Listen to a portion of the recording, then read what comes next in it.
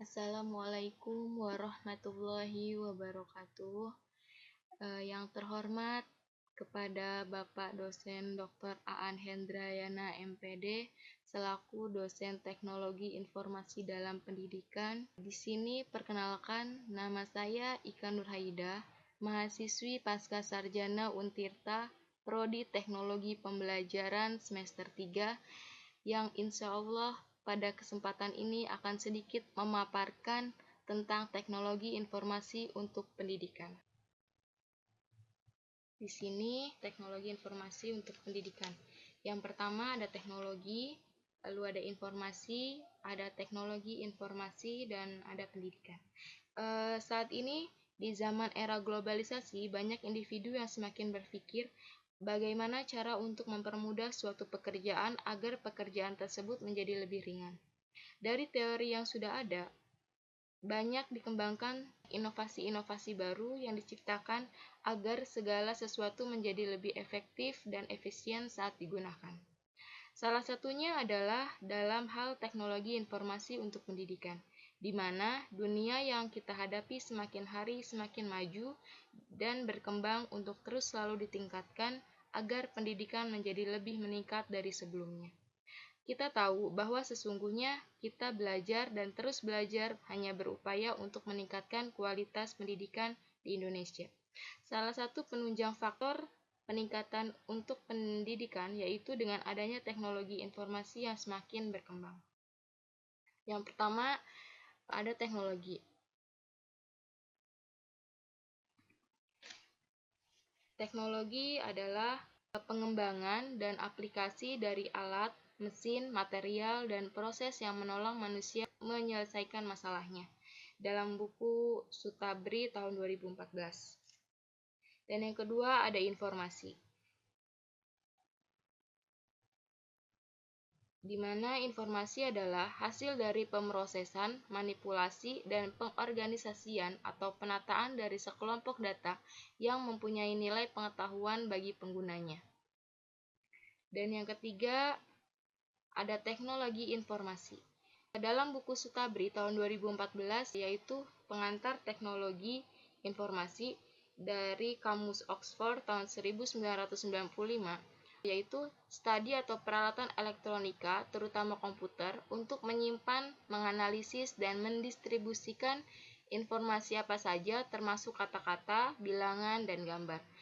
Namun menurut Hug dan Kane tahun 1996, teknologi informasi dikatakan seperangkat alat yang membantu Anda bekerja dengan informasi dan melaksanakan tugas-tugas yang berhubungan dengan pemrosesan informasi.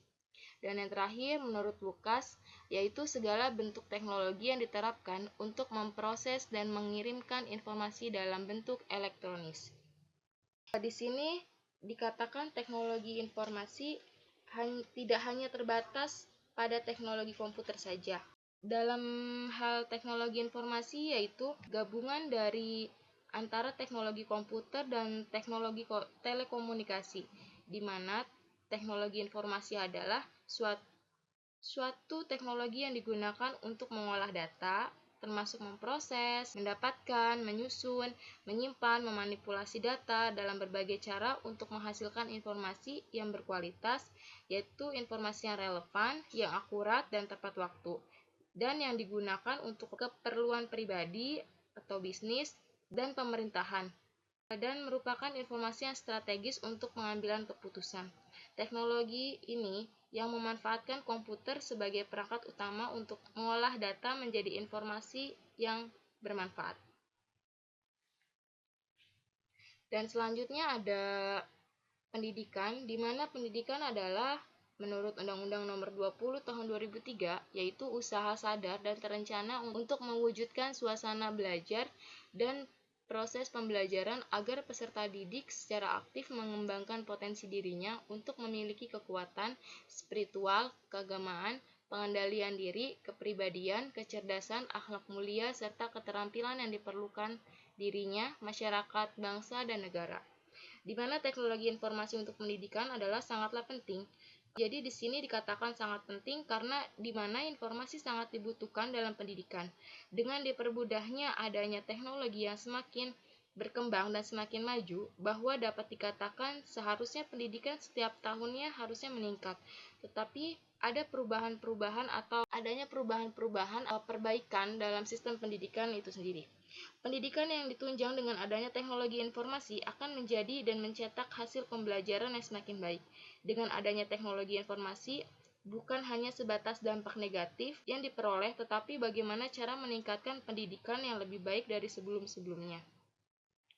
Seharusnya teknologi ini dapat menghilangkan dampak negatif seperti kebiasaan-kebiasaan buruk yang dilakukan, yaitu mencontek, mengcopy, dan lain sebagainya. Dengan adanya teknologi yang dikembangkan dalam pendidikan yang seharusnya menjadi patokan masyarakat harus lebih diperhatikan karena banyak sekali manfaat yang diperoleh dari teknologi informasi itu sendiri. Selanjutnya, ada ruang lingkup teknologi informasi menurut Haq dan kawan-kawan tahun 2000 dalam buku Sutabri tahun 2016 membagi menjadi 6 kelompok. Yang pertama, ada teknologi masukan, di mana teknologi masukan adalah perangkat yang digunakan untuk menangkap data atau informasi dari sumber asalnya. Contohnya joystick, keyboard, mouse, barcode scanner, dan yang kedua adalah teknologi keluaran, di mana teknologi keluaran disajikan dalam bentuk monitor. Namun kadangkala pemakai menginginkan informasi yang tercetak dalam media cetak. Contohnya seperti peranti printer berperan dalam menentukan kualitas cetakan itu sendiri. Dan yang ketiga adalah teknologi perangkat lunak, di mana teknologi perangkat lunak itu menciptakan informasi. Diperlukan perangkat lunak atau sering disebut program. Program itu sendiri adalah sekumpulan instruksi yang digunakan untuk mengendalikan perangkat keras komputer. Contohnya, ada perangkat lunak sistem dan perangkat lunak aplikasi. Dan yang keempat, ada teknologi penyimpanan, di mana teknologi penyimpanan adalah faktor yang harus diperhatikan dalam memilih tempat penyimpanan itu sendiri. Penyimpanan seperti besar data dan jumlah peningkatan penyimpanan data, kecepatan akses data, pertimbangan akses oleh server atau tidak. Contohnya itu seperti jenis akses media penyimpanan, ada DAS, NAS, SAN atau SAN, ISCSI, dan FCIP. Dan yang kelima ada teknologi telekomunikasi, di mana teknologi telekomunikasi yaitu terdiri dari perangkat keras dan perangkat lunak yang menyebarkan informasi dari satu tempat ke tempat lainnya. Teknologi ini dapat menyebarkan teks, data, grafik, suara, dokumen, atau video. Komponen utama teknologi telekomunikasi adalah perangkat keras atau hardware, media komunikasi, jaringan komunikasi, perangkat lunak komunikasi. Contohnya ada perangkat keras, media komunikasi, jaringan komunikasi, perangkat lunak komunikasi.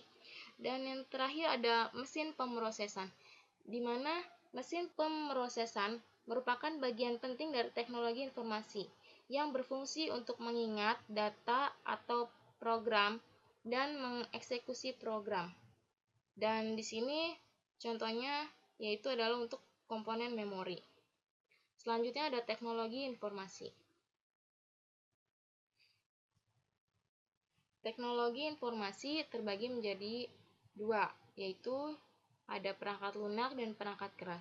Di mana perangkat lunak terdiri dari sistem operasi, program bantu, bahasa pemrograman, perangkat lunak aplikasi. Sistem operasi itu seperti Windows, Linux, atau DOS. Dan program bantu itu seperti program antivirus, pengompresan file, terus CD atau DVD burning. Lanjut, bahasa pemrograman seperti bahasa tingkat rendah, bahasa tingkat tinggi, dan bahasa generasi. Dan yang terakhir adalah perangkat lunak aplikasi seperti Microsoft Office, SQL, dan Dreamweaver. Dan yang kedua ada perangkat keras. Perangkat keras itu seperti ada atau nyata, seperti memori, printer, dan keyboard. Selanjutnya ada peranan teknologi informasi. Salah satu menjadi fasilitator utama bagi kegiatan bisnis.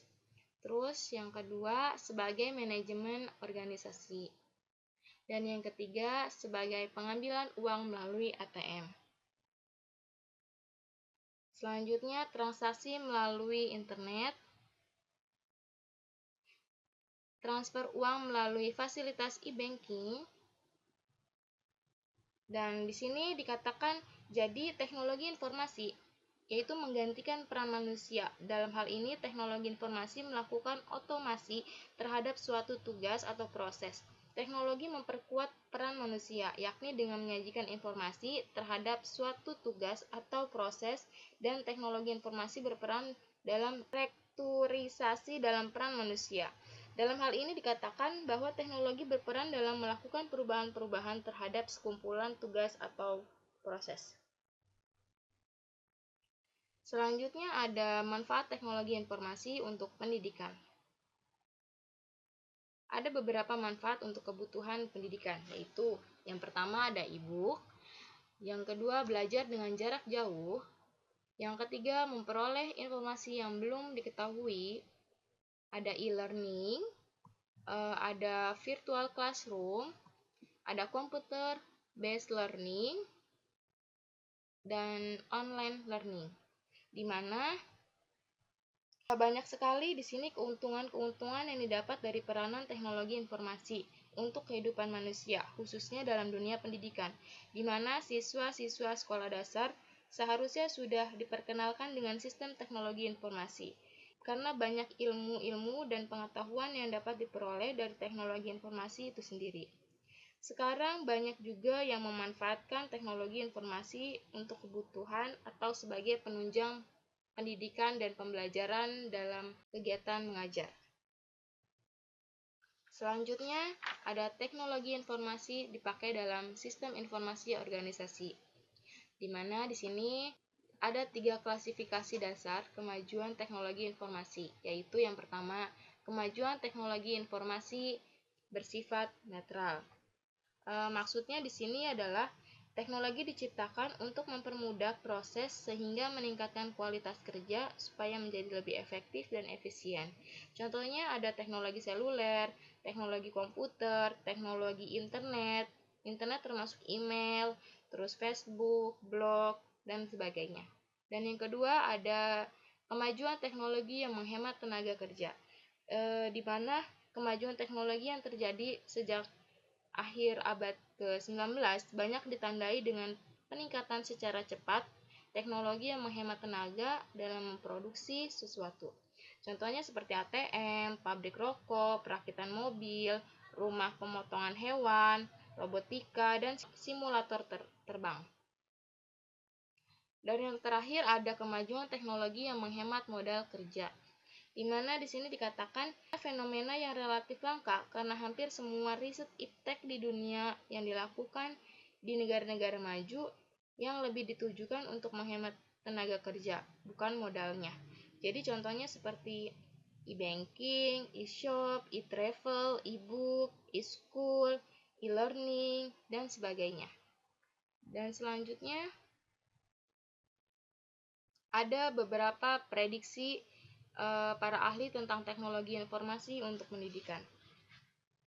Di mana yang pertama, menurut Bishop G. tahun 1989 dalam buku Sutabri tahun 2014 menyatakan bahwa pendidikan masa datang bersifat fleksibel, terbuka, dan mudah terakses tanpa memandang faktor jenis kelamin, usia, maupun pengalaman pendidikan. Di mana pendapat ini yaitu pendidikan pada masa yang akan datang ditentukan oleh jaringan informasi yang memungkinkan berinteraksi dan berkolaborasi, bukannya gedung sekolah atau lain sebagainya.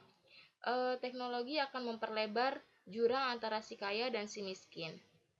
Dikatakan juga pada Tony Bates menyatakan bahwa teknologi meningkatkan kualitas dan jangkauan bila digunakan secara bijak untuk pendidikan dan latihan. Dan yang kedua, menurut Romizowski dan Mason tahun 1996 dalam buku Sutabri menyatakan bahwa akan memprediksi mempergunakan Computer Based Multimedia Communication atau CMC yang bersifat sinkron dan asinkron. Di mana dari ramalan dan pandangan pada para cendekiawan di atas dapat disimpulkan bahwa dengan masuknya pengaruh globalisasi, pendidikan di masa mendatang akan lebih bersifat terbuka dan dua arah, beragam, multidisipliner, serta terkait pada produktivitas kerja saat itu juga, dan kompetitif. Suatu pendidikan jarak jauh berbasis web harus memiliki unsur, yaitu pusat kegiatan siswa, sebagai suatu community web-based distance learning harus mampu menjadikan saran ini sebagai tempat kegiatan mahasiswa atau siswa, di mana mahasiswa dapat menambah kemampuan membaca materi kuliah, mencari informasi, dan lain-lain. Interaksi dalam grup, para mahasiswa dapat berinteraksi satu sama lain untuk mendiskusikan materi-materi yang diberikan dari dosen. Selanjutnya, di mana mahasiswa juga dapat melihat informasi mengenai status mahasiswa, prestasi mahasiswa, pendalaman materi, dan ujian. Hal ini juga harus diantisipasi oleh web distance learning, perpustakaan digital.